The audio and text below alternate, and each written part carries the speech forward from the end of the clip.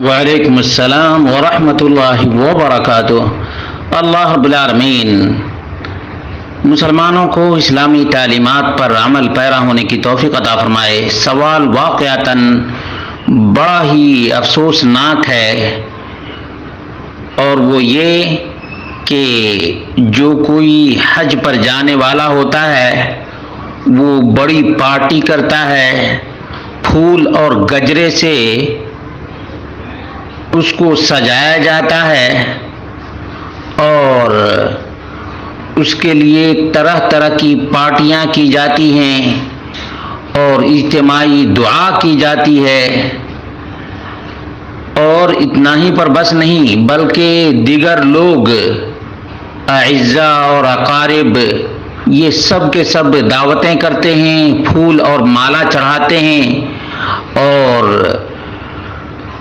اتنے ہی پر بس نہیں بلکہ دعا بھی اجتماعی طور پر کرتے ہیں۔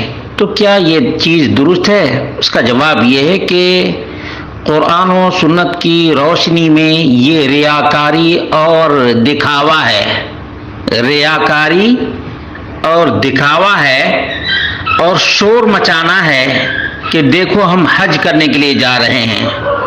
تو جو آدمی ریاکاری کرتا ہے اس کو تو اللہ کے رسول صلی اللہ علیہ وسلم نے فرمایا تھا، اخوف ما اخاف علیکم الشرک الاصغر، یہ شرک اصغر ہے، ریاکاری شرک اصغر ہے، ثواب اور اجر سے آدمی محروم ہو جائے گا۔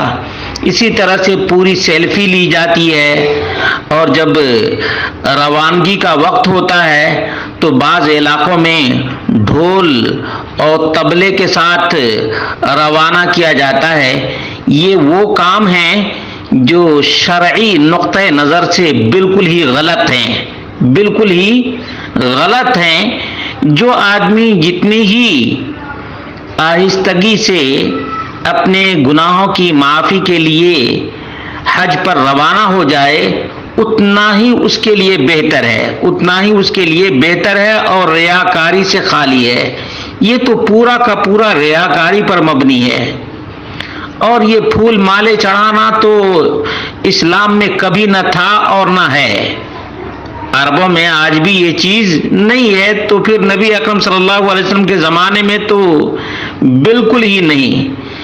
اس لیے کفار اور اغیار کی مشابہت نہیں اختیار کرنی چاہیے۔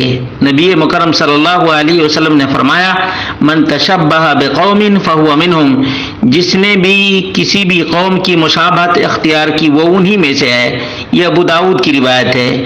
اس لیے اللہ کے بندو، اللہ رب العالمین کے لیے نیکیاں کرو، اللہ کے لیے نیکیاں کرو، اور خالص دل سے بارگاہ الہی میں توبہ کرو۔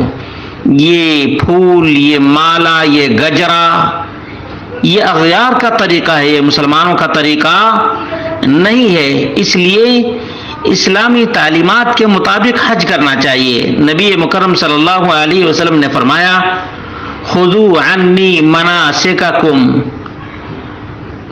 لوگوں اپنے عمرہ اور حج کے ارکان کو مجھ سے سیکھ لو، حاصل کر لو، اور یہ کام پھول گجرے مالے ڈالنا اور پارٹیاں کرتے رہنا اور شور اور ہنگامہ کرتے رہنا کہ فلاں حاجی ہے، فلاں حج کرنے کے لیے جا رہا ہے، تو کل کوئی ایسا بھی آئے گا جو کہے گا کہ فلاں نمازی ہے، اس کو پھول اور گجرے سے سجا دو۔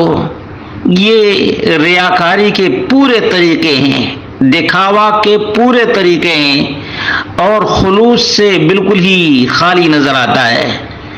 جو جتنی ہی خلوص کے ساتھ اللہ کی عبادت کرے گا اتنی ہی اس کو اجر و ثواب ملے گا، ورنہ اجر و ثواب سے بھی محروم ہو جائے گا۔ اس لیے حج پر جانے والے کو بھی چاہیے کہ ایسا نہ کرنے دے، اور اس کے چاہنے والے اور ارد گرد رہنے والے کو بھی چاہیے کہ اس کے عمل کو برباد نہ کریں، اس کے عمل کو برباد نہ کریں۔ جتنی ہی خفیہ انداز سے عبادت کی جاتی ہے اتنی ہی بارگاہ الہی میں مقبول ہوتی ہے.